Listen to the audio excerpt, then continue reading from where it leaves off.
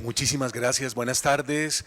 Voy a presentarles como lo que llamaríamos entre escritores un detrás de bambalinas, lo que sucede entre los camerinos, lo que pasa antes de la escritura de una novela, ¿verdad? Voy a presentarles como la mesa de trabajo, como la cantidad de personajes que influyeron, relaciones, situaciones, historias que fui acumulando a lo largo de los años y que fue como el material de trabajo, la arcilla con la cual fui armando lentamente esta novela.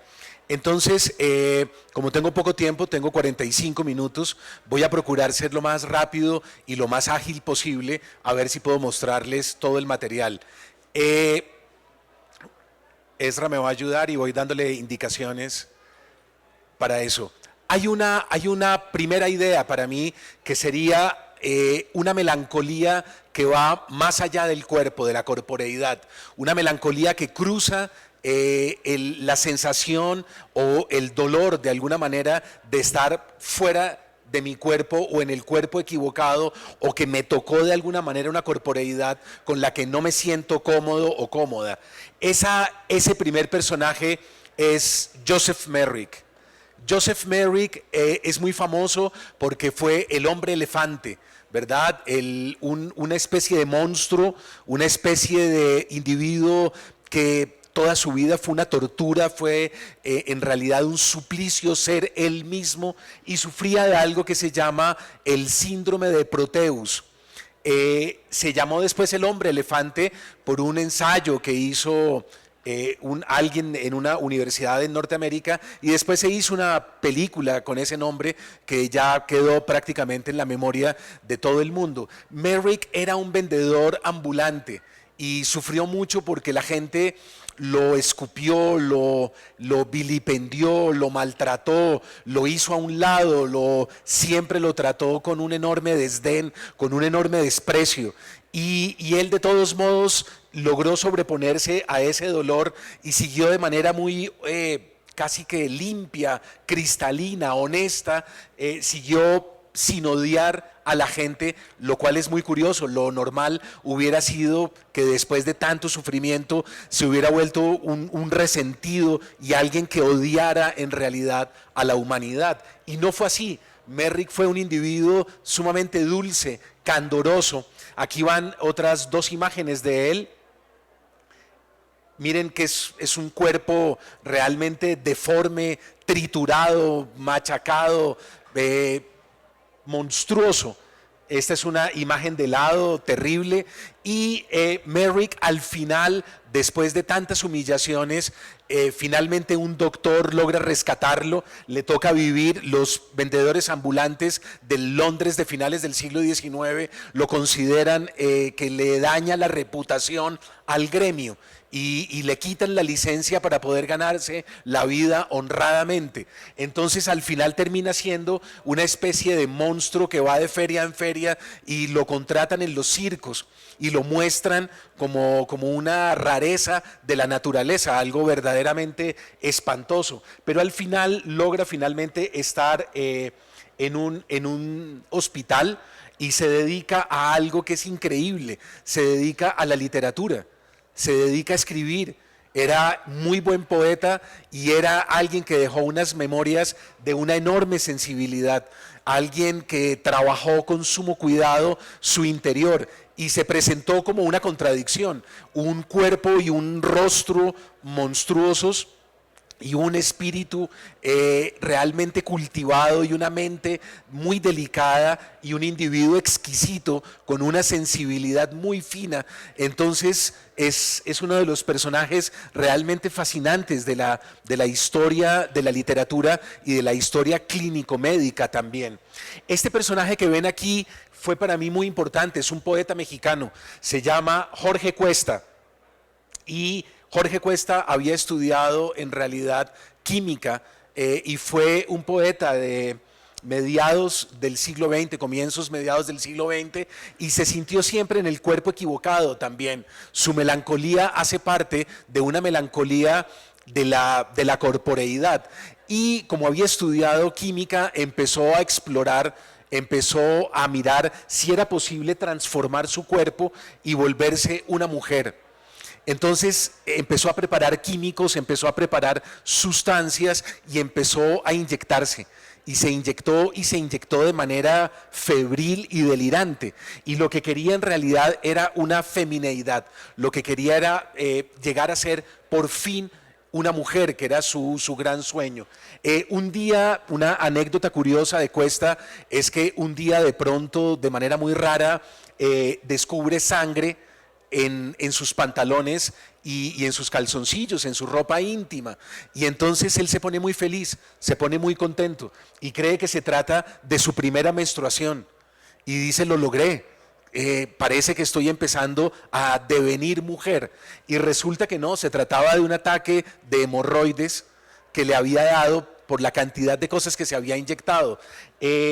Al final es recluido en un psiquiátrico y en ese psiquiátrico él intenta mutilarse en una primera instancia, luego lo logra finalmente, se mutila, se castra y lo descuidan en el psiquiátrico.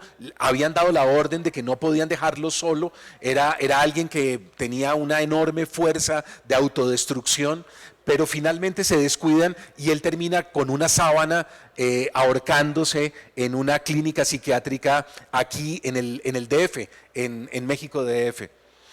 El segundo bloque para mí importante para esta novela fue creo que ustedes recuerdan, creo que podemos hacer un clic para acercar un poco, ahí, genial, gracias. Este es Mohamed Bouazizi. Creo que algunos que siguieron la primavera árabe lo recordarán. Era un vendedor también de frutas y verduras en Túnez. Y Bouazizi tenía una característica y era que era un individuo muy curioso a nivel intelectual y solía tener libros en su stand, en su pequeño carrito, en donde él iba vendiendo cosas en su ciudad. Finalmente, un día lo atropella la policía, le quitan, le decomisan su mercancía. Él se queja y dice, esto no es justo, no hay ningún argumento para que me quiten todo lo mío. Y va al ayuntamiento, como a una especie de alcaldía, a quejarse y lo humillan en público. Hay incluso una mujer, una policía mujer que lo escupe, que es una de los peores insultos que puede sucederle a un individuo en el mundo musulmán.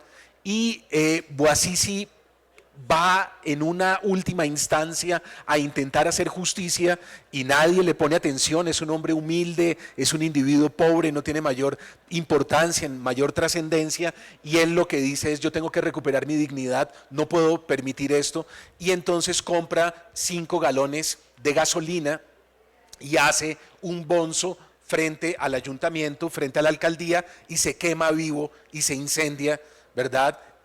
Y termina convertido en esto que ven ahí.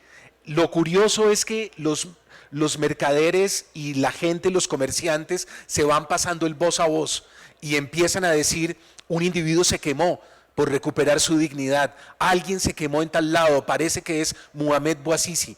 Y entonces finalmente se emancipan, empieza un levantamiento popular que se vuelve realmente grave, y el dictador, que es Ben Ali, el que ven ahí, al cual por supuesto le había importado un cuerno todo lo que había sucedido hasta ese momento, el dictador se da cuenta que puede pasar algo grave y decide ir a visitar a Bouazizi al hospital. Y van, lo visita, es esa foto que ustedes ven, que es una foto increíble porque los médicos lo miran. Ben Ali va vestido con un traje muy costoso, es un traje de marca, es un diseñador personal, son trajes hechos en Londres, en París. Estos son individuos que no se visten en cualquier lugar ni compran la ropa en cualquier almacén. Entonces esa corbata, esa camisa almidonada, ese traje de diseñador exclusivo europeo es una imagen maravillosa que le dio la vuelta al mundo y que a mí en ese momento, en el año, comienzos del año 2011, me transformó como escritor. Y está ese individuo banal, superfluo, de alguna manera también un tramposo, un pícaro, un hombre amañado, un individuo que ha hecho cosas por debajo de la mesa, un cínico también frente al monstruo deforme al cual ni siquiera le podemos ver la cara, no le podemos ver el rostro a Mohamed Bouazizi, que moriría ahí a los pocos 2 o 3 días de esta visita. Muere Bouazizi y se levanta la revolución de los jazmines. Empieza la revolución que cambiaría el mundo para siempre. El mundo se transformó gracias a este individuo. Luego se emanciparía Egipto, recuerdan, Mubarak sería llevado a juicio, caería Gaddafi, todo el norte de África, en buena parte hoy en día Al-Assad está contra las cuerdas en Siria, también parte de este movimiento que viene del año 2010-2011. Para mí fue tremendo esta imagen y la guardé, la atesoré, y fue uno de los momentos y de los personajes más importantes para la construcción de mi personaje, valga la redundancia, en la novela La melancolía de los feos. Esto es una historia que había escrito un par de páginas sobre estos dos hermanos y que ya en esta novela entra en toda su fuerza. Ellos son los hermanos Collier. Los hermanos Collier eran dos multimillonarios norteamericanos, eran los dueños de esta mansión en una calle de Manhattan, habían estudiado en las mejores universidades, estudiaron en universidades privadas, uno de ellos pasó por Harvard, en las mejores facultades también, hijos de grandes empresarios, herederos de una enorme fortuna, pero los hermanos Collier se van atrincherando en la mansión y es algo muy raro porque empiezan a alejarse y empiezan a convertirse en un par de outsiders que no tienen retorno, no hay manera de volver a socializar, no hay manera de regresarse y empiezan a guardar basura, empiezan a guardar periódicos, empiezan a guardar revistas y uno de ellos se va volviendo un indigente callejero que empieza a recoger cosas que encuentra por las calles. Obviamente les cortan la luz, les cortan el agua, les cortan los servicios y ellos hacen conexiones fraudulentas para poder sostenerse dentro de la mansión y uno de ellos, no alcanzo a explicarles, es una historia increíble, empieza a urdir la hipótesis de que todos los seres humanos reemplazan a otros. Entonces anota en los obituarios de los periódicos quién muere y dice, claro, nace fulano de tal en tal lado o fulano de tal decide estudiar medicina y se muere el médico y empieza a ver de una manera delirante, completamente esquizofrénica, que hay como relaciones y que las personas mueren y que otros inmediatamente los reemplazan y llegan. Esa teoría lo condujo a acumular periódicos y revistas durante años y acumularon toneladas, cientos de toneladas de basura dentro de la mansión Collier. Esto se llama también uno de los síndromes de acumulamiento más extraños y raros, pero cuando ellos desaparecen de los vecinos, de la escena pública, entonces dicen, estos tipos se murieron, hay que entrar, llaman a la policía, llaman también a los servicios de higiene, a los encargados de salubridad, a los bomberos, y resulta que los bomberos no pueden ingresar por ningún lado. En la foto anterior vieron que había como unas escaleras. Gracias. En esa, ellos intentan por las puertas y no pueden entrar. Luego intentan entrar por las ventanas de la mansión y tampoco pueden entrar, porque resulta que está taponado de basura. Son años y años acumulando juguetes, basura orgánica e inorgánica, ambas. Entonces no pueden entrar. Ahora sí, gracias Ezra. En esta imagen ven que la única posibilidad es entrar por el techo. Entran por el tejado, abren un hueco, ¿verdad? Y entran a la mansión por ese lugar. Ahí ven también la acumulación en una de las ventanas. En esta imagen siguiente, miren la cantidad de objetos inservibles. La policía tiene que moverse por entre centenares y centenares y toneladas enteras de escombros y de basura. Se demoran una semana para encontrar al primer hermano entre tanta podredumbre y también van encontrando, gracias Ezra, Este es el cadáver del segundo hermano, se demoran 3 semanas en encontrarlo y resulta que estaba a pocos metros de distancia. Lo que sucedió es que uno de ellos, el que salía porque el otro ya estaba en una silla de ruedas, se le vino una de sus propias trampas. Ellos habían puesto trampas para animales creyendo que los vecinos podían robarlos y entonces cayó en una de sus propias trampas, se le vino una montaña de periódico encima y quedó sepultado y el otro dependía de él. Entonces en la silla de ruedas no pudo hacer nada y se murió de hambre y de sed. Entonces se demoraron 3 semanas en encontrar al segundo que estaba a pocos metros de distancia. Entre las curiosidades de la mansión Collier se encontraron cráneos y se encontraron huesos humanos, lo cual a los investigadores los condujo a una hipótesis simple, y era que habían sido caníbales también, que los ladrones entraron a robar en la mansión y dijeron, claro, los hermanos deben guardar joyas, dinero, plata, seguramente en distintas monedas, y resulta que cuando entraron a la mansión a robar fueron capturados y muy seguramente fueron devorados. También se encontraron vísceras humanas guardadas en frascos de formol o no recuerdo qué sustancia, pero ellos acumularon varios órganos de aquellos individuos que se devoraron y que se comieron. Esta imagen, estas imágenes que van a ver a continuación pertenecen a otra persona muy famosa que sufrió el mismo síndrome. Ella es Little Eddie, le decían. Ella es la prima de Jacqueline Kennedy, de Jackie Kennedy, que luego sería Jacqueline Onassis, que se casa con el gran magnate, ¿verdad?, con el multimillonario. Ella iba a ser la primera dama de los Estados Unidos, porque la que en realidad tenía un novio en los Kennedy, que era el mayor de los Kennedy, era ella. Lo que sucede es que ese individuo muere en un accidente de guerra y Jacqueline, su prima, termina siendo la novia, ¿verdad?, de John F. Kennedy, y se termina convirtiendo en la primera mujer de los Estados Unidos. Pero Little Eddie termina viviendo al norte de Nueva York en una mansión, en un barrio de gente multimillonaria, y caen en lo mismo de los hermanos Collier. Ella se va a vivir con su madre, a la que le dicen también Big Eddie, la pequeña Eddie de Edith, ¿verdad? Se llamaban Edith Bouvier, que era el primer apellido de Jacqueline Kennedy, y Big Eddie era la gran Edith, que era su madre. Ellas viven en esta mansión y en las fotos siguientes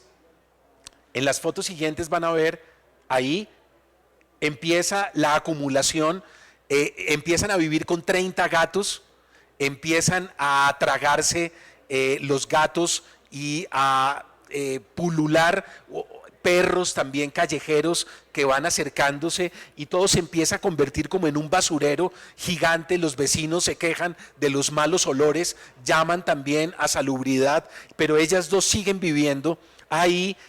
Hay una foto, ahí están en un documental que yo les recomiendo mucho. Es un documental que está en YouTube que se llama Grey Gardens, un documental que ganó premios, está completo todo, y pueden ver, son unos muchachos que estudian cine y que deciden ir a visitar a estas dos locas, extrañas, ¿verdad?, maravillosas, porque también de alguna manera Little Eddie fue considerada un ícono de la moda.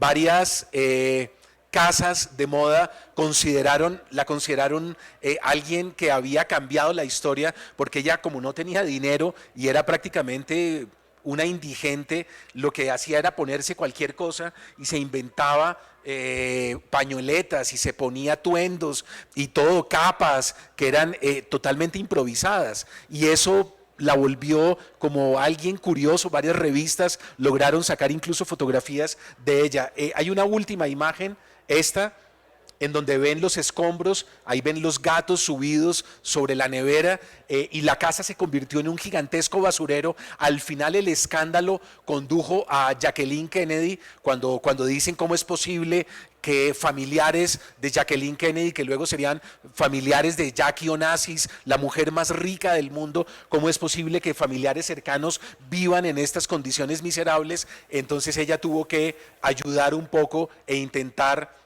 colaborarles para que vivieran de una manera un poco más decente, pero era obviamente preocupada por su propio escándalo y por su propia imagen, más que por ayudarlas a ellas dos. A mí me parecieron ellas dos geniales, yo guardé varios apuntes, sí, es rapasa, guardé varios apuntes y mi libreta estaba llena de anotaciones sobre ellas dos que me parecieron claves en la digamos, en el armazón o en la estructura de esta novela.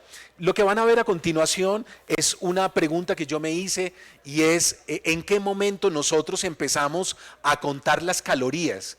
¿En qué momento aparece esta tendencia de ser delgado, de querer ser flaco?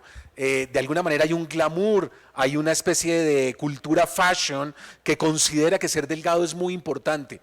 Y yo dije, ¿cuándo empezó esto? ¿Cuándo el cuerpo se empieza a autodevorar? ¿Cuándo hay un vampirismo corpóreo? ¿Cuándo la melancolía se regresa contra la propia corporeidad? Y descubrí que eso sucede en las cartillas de alimentación nazis. Es en el momento en el cual el partido tiene los guetos ya establecidos de los judíos y deciden empezar a minar al cuerpo judío por calorías y les dan unas calorías mínimas y empiezan a bajar de peso y a bajar de peso y a bajar de peso. Cuando llega el invierno, por supuesto, es mucho peor, empiezan siendo 500 calorías diarias, luego van menguando y van llegando hasta solo 300 calorías y de ahí viene esa transformación del cuerpo contemporáneo en algo terrible que es una enfermedad que no existía, que era la anorexia y la bulimia. La que van a ver a continuación es la mujer más delgada del mundo. Hubo una que fue Isabel Caro, que se murió, ¿recuerdan? La de la campaña que apareció en los letreros de todo el mundo, que ella decidió desnudarse para denunciar de alguna manera el horror de la enfermedad. Pero esta que van a ver era una modelo canadiense muy linda, muy bella. La van a ver con un cuerpo escultural y después van a ver en qué se convierte.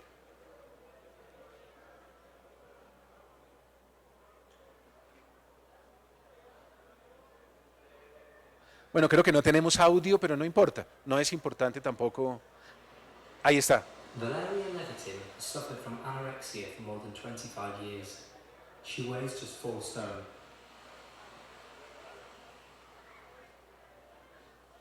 The primary reason for making this film is to make people aware of the disease itself, of the consequences.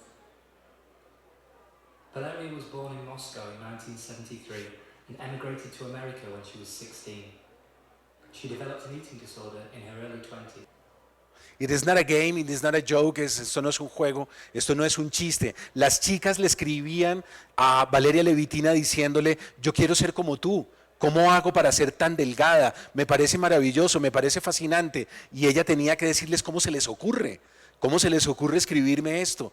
Ser como yo es lo peor que a ustedes les puede suceder. Ella perdió buena parte de la dentadura, no le volvió a llegar la menstruación, empieza a sufrir de escorbuto, hay una cantidad de enfermedades de la piel, se empiezan a desintegrar los órganos, los músculos, no hay líquidos para poder procesar los alimentos, es una especie de muerte en vida y uno se va convirtiendo, hay unos olores también. La gente que sufre de anorexia y de bulimia sufren de unos olores terribles. Ustedes saben que las bulímicas viven pendientes todo el tiempo de su aliento, porque tienen que estar vomitando a escondidas en los baños. Entonces tienen que estar comiendo ciertas cosas, echándose fragancias, tomando pastillas que huelan rico para que la gente no las descubra y empieza una corriente contemporánea terrible que es la de un cuerpo autodevorado, la de un cuerpo que es succionado. Y yo me pregunté a lo largo de la novela, ¿cuál es esa fuerza? ¿Cómo es ese vector que se chupa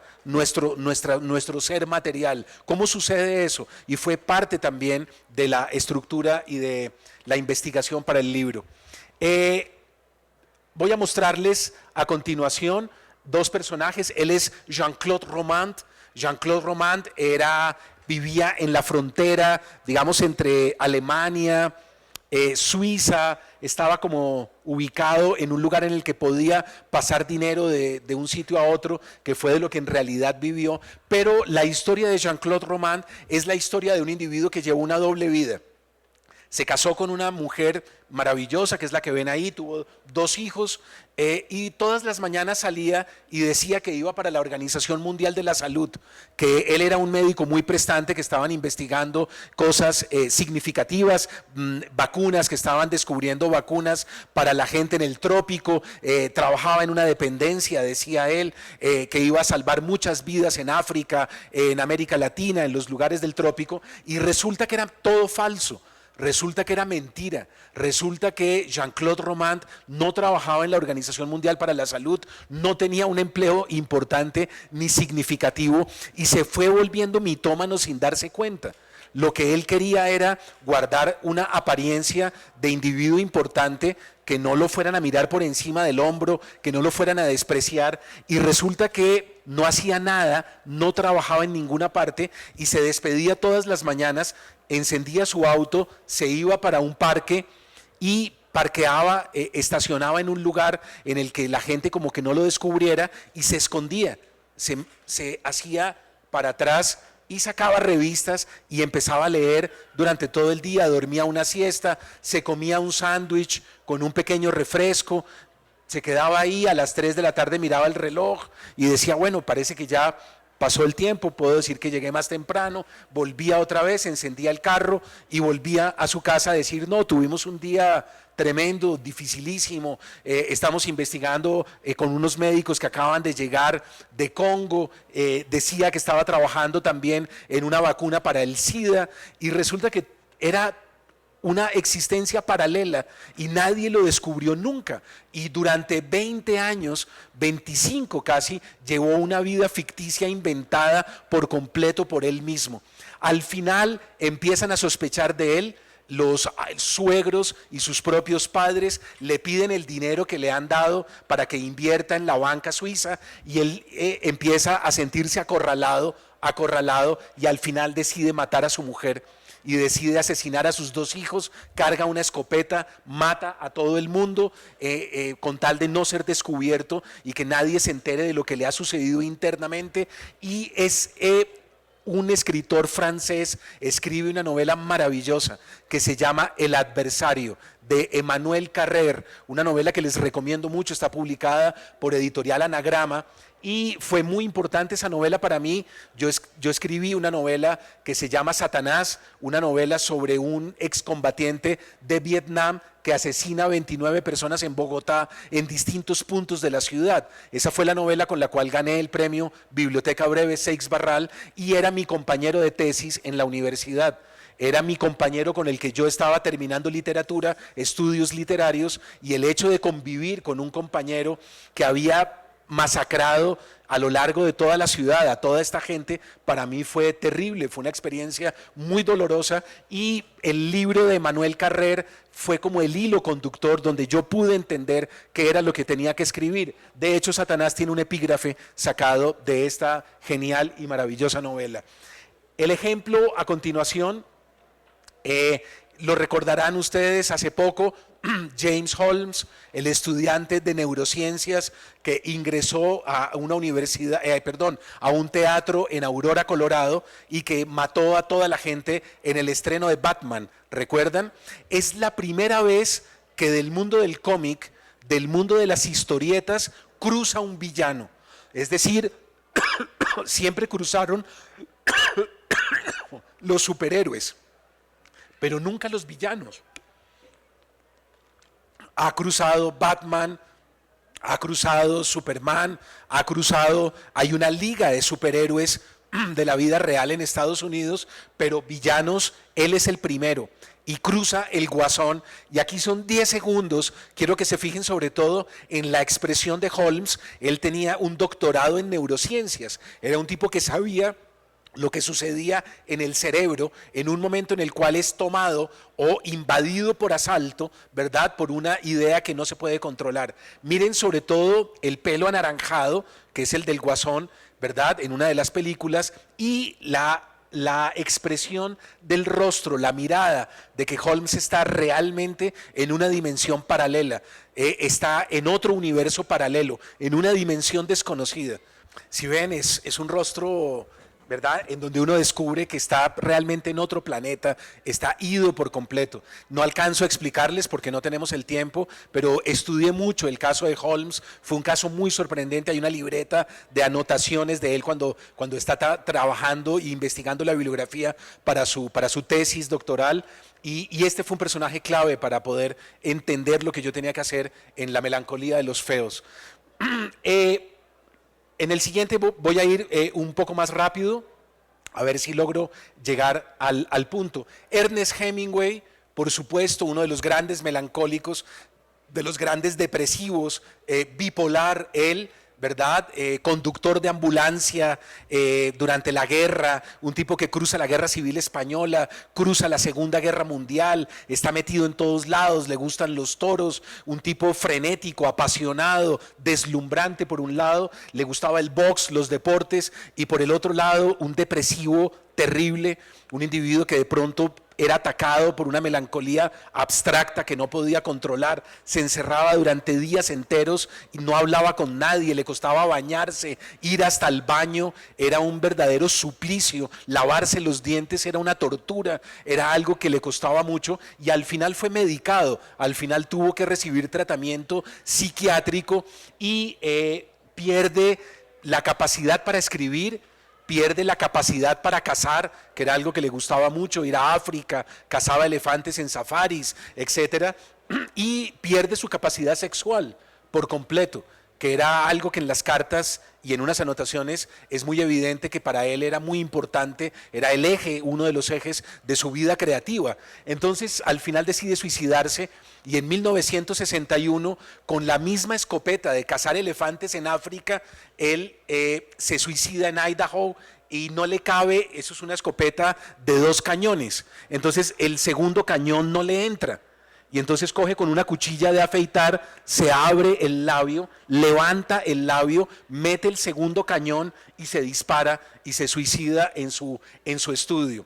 Parece mentira, pero ese suicidio, gracias Ezra, puedes hacer un clic, gracias, y ahí se acerca. Ese suicidio afecta a un escritor colombiano que había venido de alguna manera siguiendo una línea que era primero Kafka, ¿verdad? Que era su gran influencia de joven. Su segunda influencia fue William Faulkner, que fue el descubrimiento para él de lo que podía ser el trópico, que es García Márquez. Esta es una muy linda fotografía en México, acá en el DF.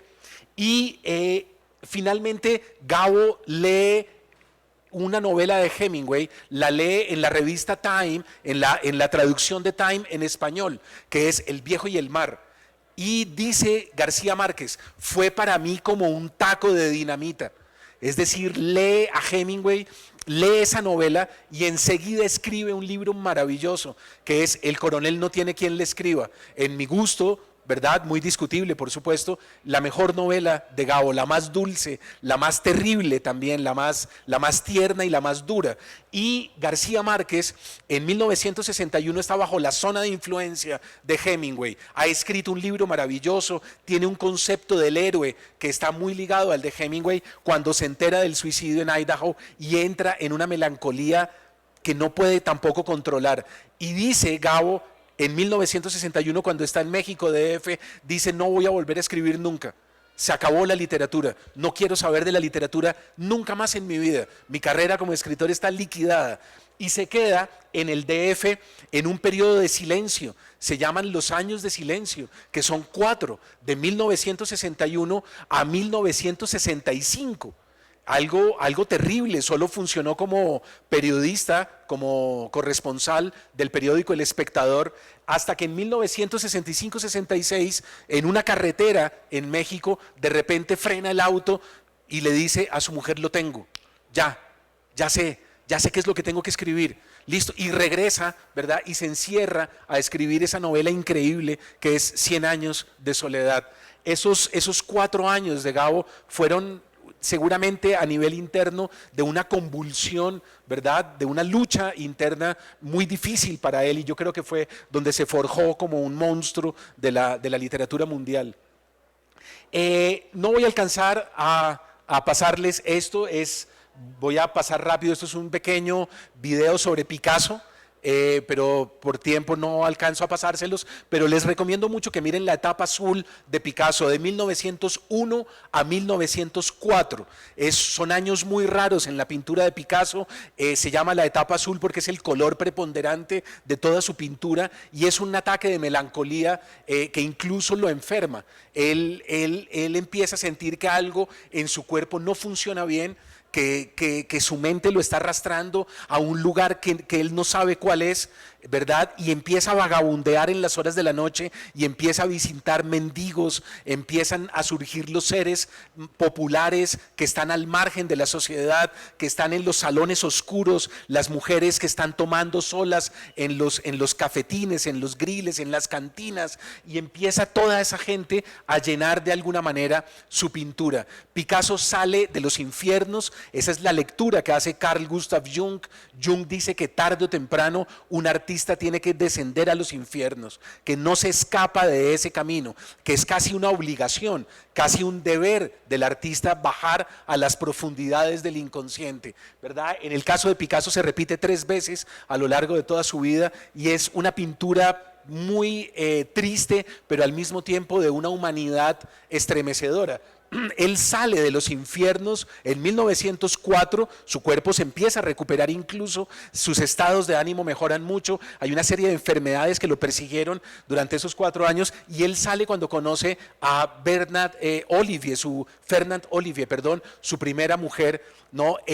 Yo recuerdo bien el diario de Picasso en el que dice: a través de la luz que se filtraba por el resquicio de las cortinas que estaban en mi estudio y que caían sobre las caderas desnudas de Fernand, yo encontré la amistad que había perdido con la vida, ¿verdad? Cierra comillas, es casi que en el erotismo, en el encuentro de un amante, de una sensualidad desbordante que él empieza a ascenderle lentamente y entra la etapa rosa, ¿no? Uno de los grandes momentos de la pintura occidental, creo yo, cuando aparecen los saltimbanquis, los circos, cuando aparecen escenas mucho más positivas y Picasso sale purificado, pero deja ese testimonio desgarrador que es la etapa azul. Este es Byung-Chul Han. Este es un filósofo alemán de origen coreano, que es el que ha tratado para mí la melancolía contemporánea de la manera más lúcida. Yo les recomiendo mucho este autor, creo que va a ser muy revelador si no lo conocen. Él escribió un libro que se llama La sociedad del cansancio, en donde dice que después de la sociedad del rendimiento, en donde nosotros tenemos que exigirnos a tope, tenemos que dormir poco, tomar Coca-Cola, tomar café, ir al gimnasio, que también se nos exige ser bellos, ser delgados, ser exitosos, ser triunfadores, después de exigirnos tanto, después de presionarnos de mala manera, al final no nos vamos a poder ni levantar de la cama siquiera. Y dice él, ya no somos la sociedad del rendimiento, somos la sociedad de la fatiga. Ya el que se puede quedar el fin de semana en su cama canaleando, haciendo zapping, ¿verdad? Lo disfruta profundamente.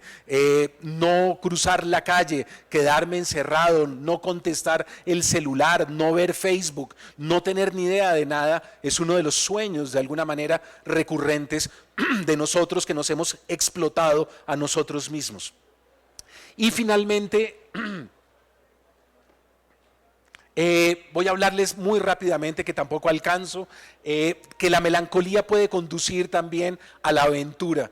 Hay un descenso al infierno, pero después de salir de la depresión o de la melancolía o de alguna manera ese descenso al inconsciente, nosotros podemos emprender quizás lo mejor de nosotros mismos, y eso se llama el factor Ulises. Nos puede llevar a la aventura, nos puede llevar a cosas esplendorosas, a lo mejor que tenemos dentro de nosotros. En este caso, para la novela son 2 aventureros, Vito Dumas, que le da la vuelta al mundo en 1942 en solitario, sin escalas, ¿verdad?